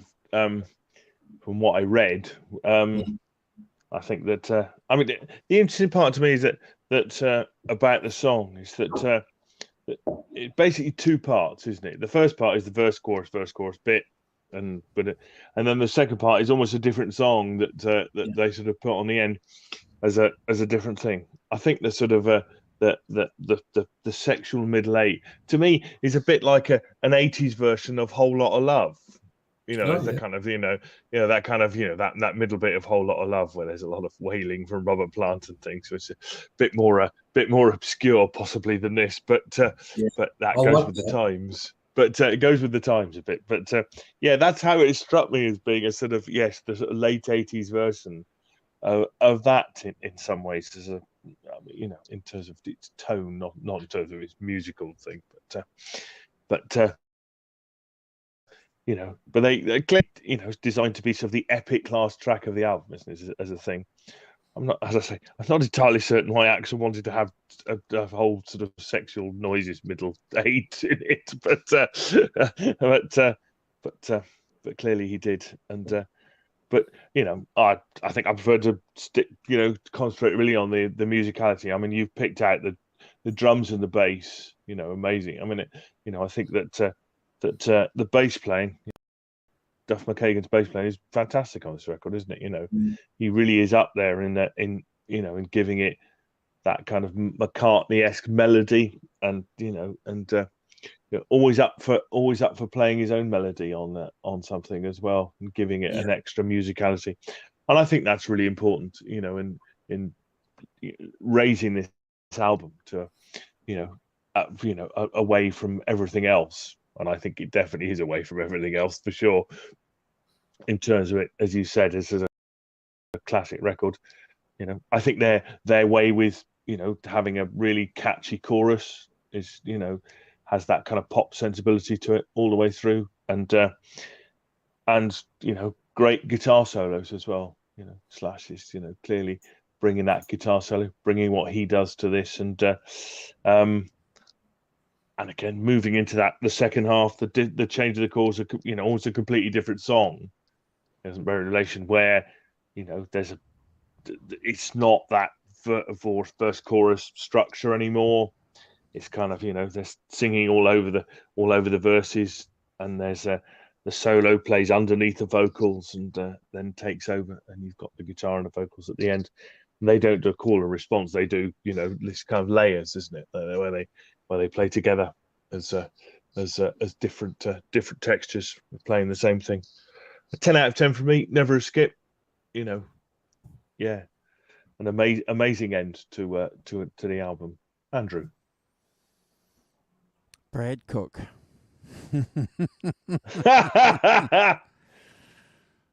Oh man, you know, I'm just reading the comments here from people in the chat. You know, when I first heard this album, I was mesmerized by every single song, and then when it came to this song, it was like something completely. What is this song doing on this album? It's just, as Brad said, you know, the way that the intro, it's just phenomenal. Blew my socks off, Simon. I remember, you know, Scott Ransley, a good friend of mine, and we were listening to it, and we were just looking at each other when this song played, and then at that 3 minute 30 mark, where they kick into what Brad and Simon have identified as the second separate part, it's just like, wow, goosebumps again. You know, as Brad said, chicken skin, and it's just spellbinding. I was speechless for a long time. If I had fallen in love with the band, this song was the song that made me a confirmed, you know, GNR nut, Brad, when I heard this song.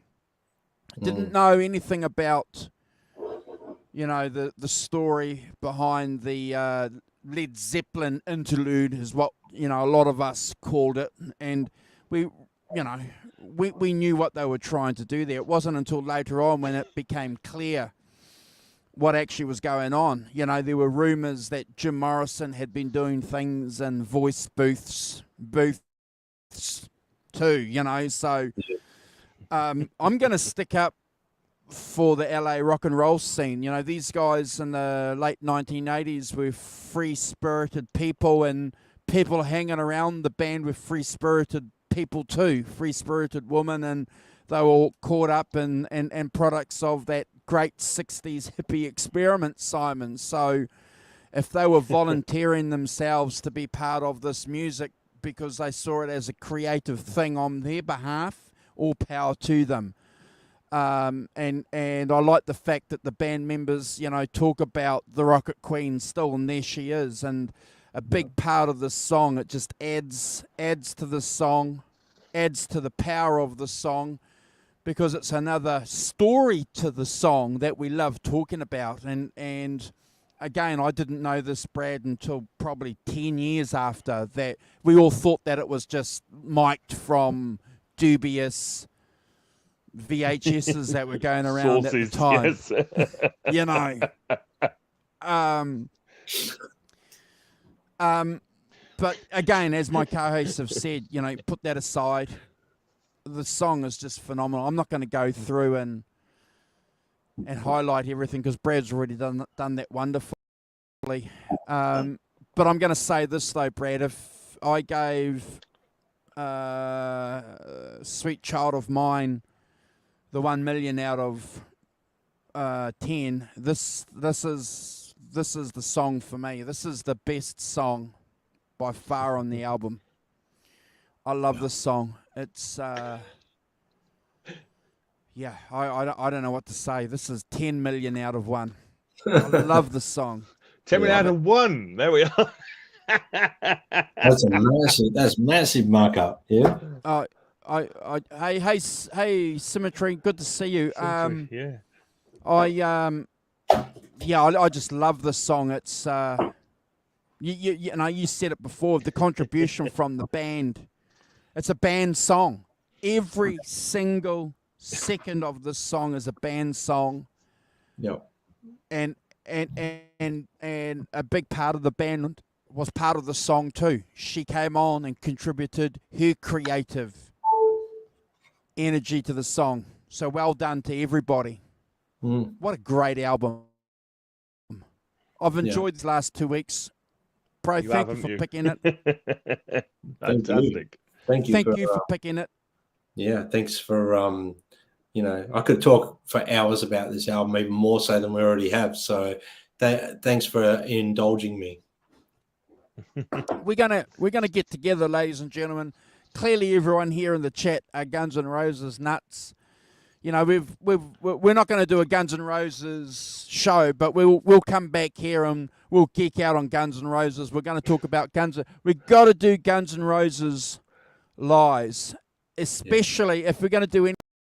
We've got to do the acoustic tracks. Yeah. Got to definitely talk about them because that was a contribution to a whole different scene going on. And I'd love to talk about the Ritz gig with you guys too, because mistakes, spits at the crowds. I love it. Walking off during songs. Yeah. Walk disappearing. And where's Axel? I don't know. Adler's like, I don't know. Oh, well. Keep playing.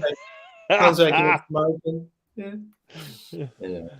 Yeah, whenever you're ready. Yes. We've really enjoyed presenting this album. I want to do a special shout out to Carl, and Carl will come back on when we do Lies. We'll get Carl. He'll have his test situation sorted out, but we'll have Carl on. But it's been a pleasure for the channel doing this, and we can see its relationship to the British Electric Blues theme. You know, these guys don't hide it. Jeff Beck was Slash's #1 guitar hero. Yeah. Are we going to look at some photos? Dr. Walton. Yeah. The photos, sir. Sir, the photos. Yeah. So these are some photos that Brad flicked through there. I'll get rid of that comment. Sorry, Tim, so we can see. The beak down, Tim. Hold on. Where are we? I like the phrase. Can he do it? Yes. Oh, no. There we are. So Brad mentioned there before. So this is a custom-made Les Paul that the manager bought. Yep. Apparently Slash, when he went into the studio, had an arsenal of guitars but couldn't quite nail the tone, and they realised, well, they had to get some kind of Les Paul kind of thing. And back then, there was no Les Paul 58 custom shop guitars. So the nearest thing that they had to do, Brad, was go and see this guy, didn't they? Yeah, well, see, I'll quickly just read something that I got off an article here, and it's really good. He was playing a replica of Les Paul made by Chris Derrick, which that's him there. He was a luthier out of California. Obviously, prior to recording Appetite for Destruction, Slash was broke. He was playing a BC Rich, Warlock, Mockingbird, and sometimes even a Strat style guitar. He did state in an interview he was really broke. He'd hocked all of his decent guitars before they went to the studio to make Appetite. And all I was left with was a BC Rich Warlock, 2 Jackson guitars, a Firebird, and a prototype Archtop Strat style guitar. Brought them into the recording studio for Appetite, and they all sounded horrible. I was like, fuck, what do I do? I have to do the overdubs, and I have no instrument. Slash goes on to say that his manager brought the Les Paul in the next morning, which is a Les Paul copy. It was fitted with Seymour Duncan now Nico 2 Zebra pickups, and it had a slightly thinner neck than a Gibson. which is obviously more suited to his hands, and he felt comfortable playing that. Apparently, there was about 20 made, which Chris Derrick's son Dale said, and Slash later tracked down a second one, so he owns 2 of those guitars that were made by this luthier. And even like someone like Lenny Kravitz has tracked one down apparently and owns one. So they're a bit sought after, because at that particular time, guys, Gibson weren't making the greatest guitars in the world, and the copies were a little bit better by this guy. So they did sport the Gibson logo on the headstock, but apparently the 20 of them that were made are all lost out now in the world somewhere. Some people might not even realize they're not Gibson. Yeah, beautiful guitar. Thank you, bro, for reading that out, because again, we didn't know that for a couple of years. You know, this is pre-internet, ladies and gentlemen, pre-internet. You know, and I mean, the truth be told, this is what actually happened. They were given an advance by Geffen Records. They were signed in 1986, and Slash, his share of it, they were given an advance, I think $370,000, according to Slash in his book. Rather than shopping for gear, he spent his advance on heroin, and that's why he ended up having no gear, basically. He had gear, but not that sort of gear. All credit to the manager in realizing that a Les Paul tone and a Les Paul style guitar were going to be the important ingredients for what this band was doing. So kudos there, eh? Yeah, and that's the amp that he used. Now that he wanted to steal. Yes, well, he did for a little while. He did for a little while, guys. So apparently what happened is everyone thought that he recorded the album with a Marshall Super Jubilee, which was not really released until 1987, so it couldn't have been that amp. So that amp that you're showing there, Andrew, was I'm just trying to find my notes here. It was a 1959 T Super Tremolo. So that amp that you're showing is not this one in particular, but this one Slash loved this one. It was hashtag 39, and it was in a place by SIR Studio Instrument Rentals. Yes, and they hired out all their amplifiers to professionals that were, like Slash, that wanted to, improve their tone on records and that. And that particular amp, when it came to renting, Slash specifically requested this number 39 amp from SIR. But George Lynch was using the amp in the studio around the time, or he was on tour, I think, straight after it, and he used that amp on tour. He paid $2,000 to use it on tour. Around the timeline of Dokken actually performing live, Slash was going into record, so there was no possible way that amp was used on Appetite. So what ended up happening is SIR had another one that was modified by a different fellow, Tim Caswell. Yes. It was based around that number 39 amp. So that number 39 amp is an important amp in this story, but that there is the number 36. And that one there is the amp that Slash used on Appetite for Destruction for the majority of the recording.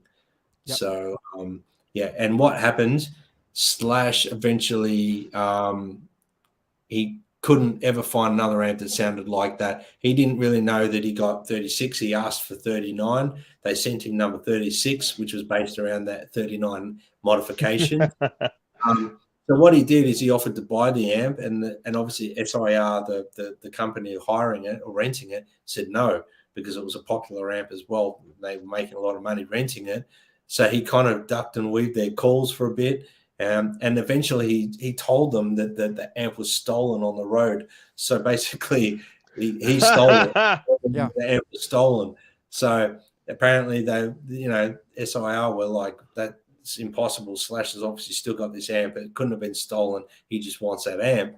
So a silly little thing happened. They would rehearse at SIR, and when they were rehearsing for their tour with the Colt in 1987, what happened is Slash's roadie took that head into the rehearsal room. And then the guy that ran SIR suspected that Slash still had that amp, and the people were looking for it everywhere. And eventually, one of the Glenn, who owned SIR, called him up and said that he saw the amp at Stage 6, which was a rehearsal space owned by SIR. So he was all guns blazing, ready to go in there and steal this amp back from Guns N' Roses with muscle. He had all doing this, like, we're going to get this amp back because it's ours. And he went in there, and the band weren't in the rehearsal room, so he just took the amp back. And as it turned out, Slash never mentioned anything to the guy from SIR about the amp disappearing, but he did publicly talk about that amp, saying his idiot tech brought it to the rehearsal space. And this Guitar Magazine in 1992, he said, I had the perfect amp when I did Appetite, which was great. I stole it from SIR. Yeah. When we were rehearsing at SIR after the record came out, my idiot roadie at the time brought the amp down by mistake, and they took it back. Because when we went back, he goes, when we went into the studio a couple of years later, I had to find the ultimate amp again. So yeah, apparently that was the amp. It was a recreation of number 39, and it was number 36. He talks about it fondly in his biography, doesn't he? The amp. He remembers everything about the amp, and I think that's one of the great things about Slash's biography when it comes to his gear. He's lucid, isn't he, bro? He's lucid with it. He's on ball. Well, eventually what Slash did is he bought a 59 Super Lead, which is what it was, and had Tim Caswell make that mod for him, and he used that amp on all of his solo records, including Velvet Revolver, and I'm guessing anything coming out with Guns N' Roses now will be with that amp that he's had modified. Yep. So that's his main recording. Yeah. So the story behind that amp is quite comical, but at the time it was probably a little bit serious, you know. Bloody roadies. It's funny now. Yeah. It's go and check out, ladies and gentlemen, we love recommending books here. All the biographies by these band members are well worth reading, especially Slash's. I love Slash's biography. Go and read it. It's no holes barred. He tells the truth. Well, I look forward to reading it again because I haven't read it in a number of years, and nothing I've got to read and stuff like that. But I've got it close by, ready to read again when I get a chance because I loved it. I thought it was a great book. It was probably one of my favorite biographies. Yeah, the way it's written really well. So, but so that's Slash in a nutshell. I think he used minimal effects. A lot of the effects were studio gear, and the delay he used was a DD3 Boss. So, you know, it's an old style DDD delay pedal, and basically just a crybaby wah.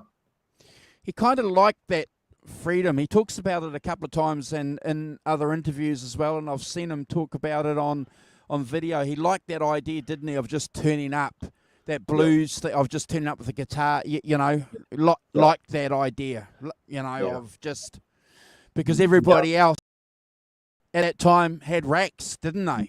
Yeah, well, he just was old school. And for his solos and that, he would use a Boss 7-band EQ. Just an EQ pedal for a boost, basically. Thank you, Alan. Yeah. Wonderful comment. We certainly feel privileged to have had Brad lead us, especially on these last couple of shows, and we look forward to hanging out, talking more GNR. But it's been a privilege, and I'm glad that we've threaded this through with the passing of Jeff Beck, Simon. You know. Again, in Slash's biography, he talks about Beck many times, how important Jeff Beck was to him. It wasn't Clapton, wasn't Hendrix. No.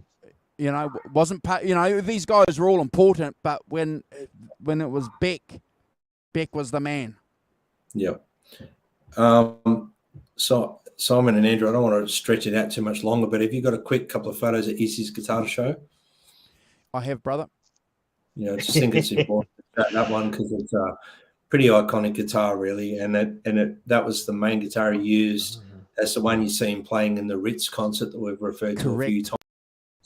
But that guitar is a hollow-bodied Gibson ES 175D in Arctic White, and I've always loved that guitar. I've always loved it.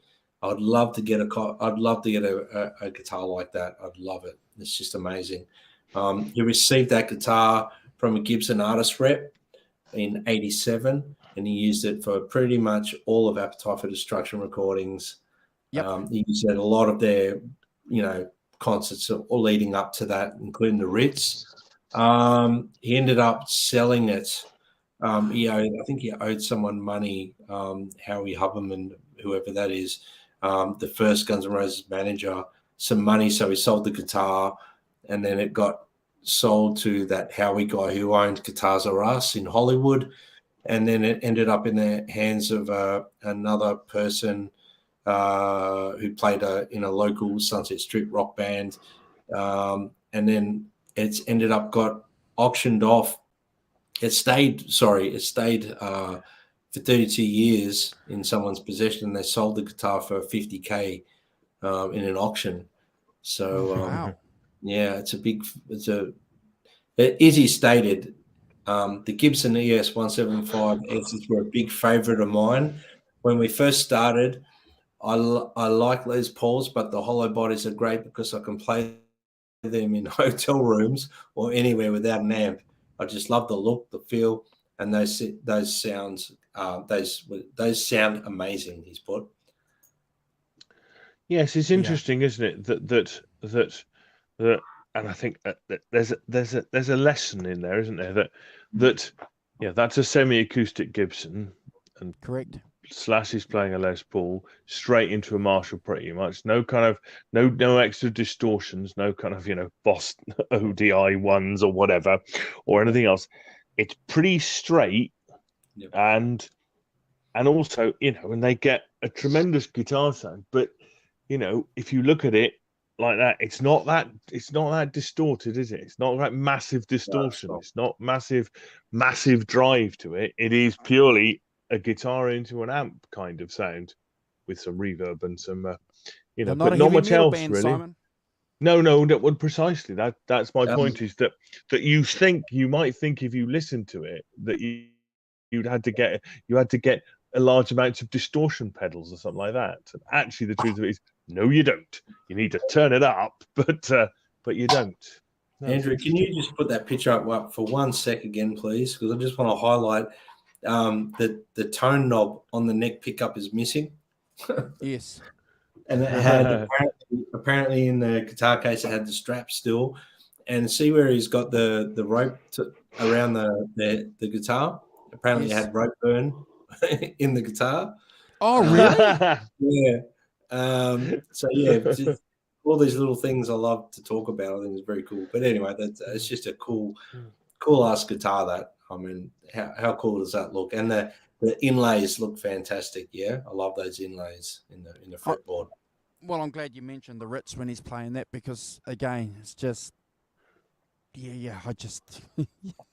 And by all accounts, the reason that the guitar tones sound so great on Appetite is because they contrast a bit. They're not the same. So if you use the Les Paul, it would have been too similar, I think. So like Izzy's got a very unique tone.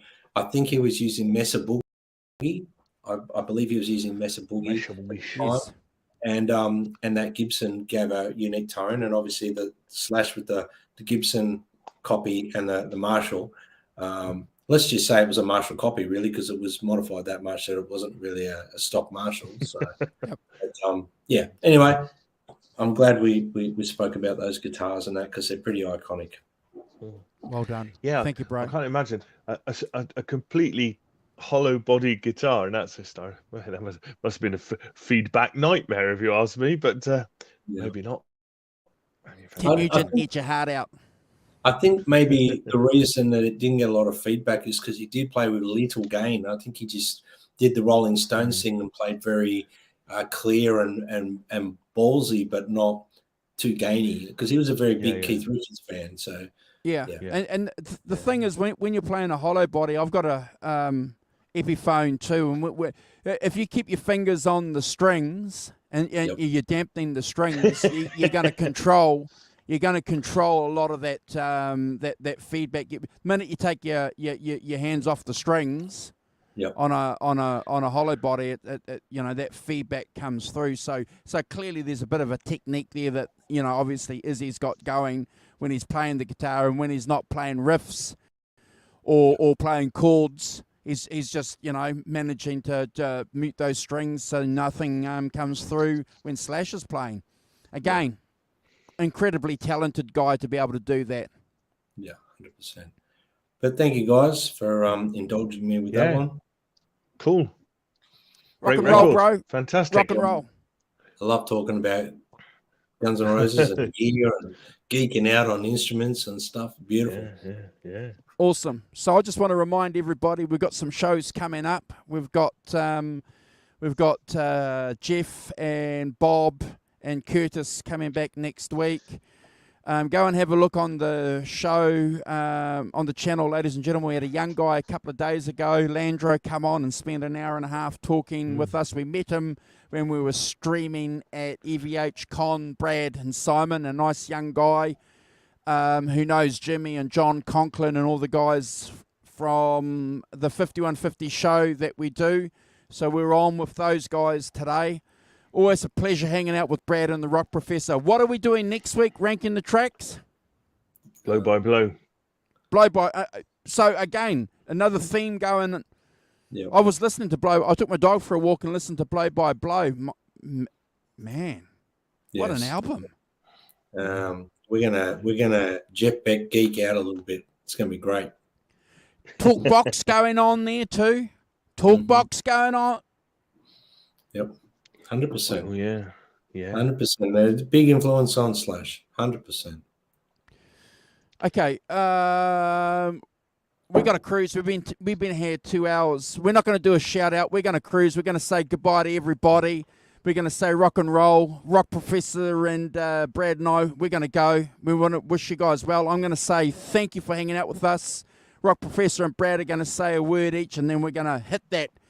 Ding, ding, ding, ding, ding, ding, ding, ding. Something like that.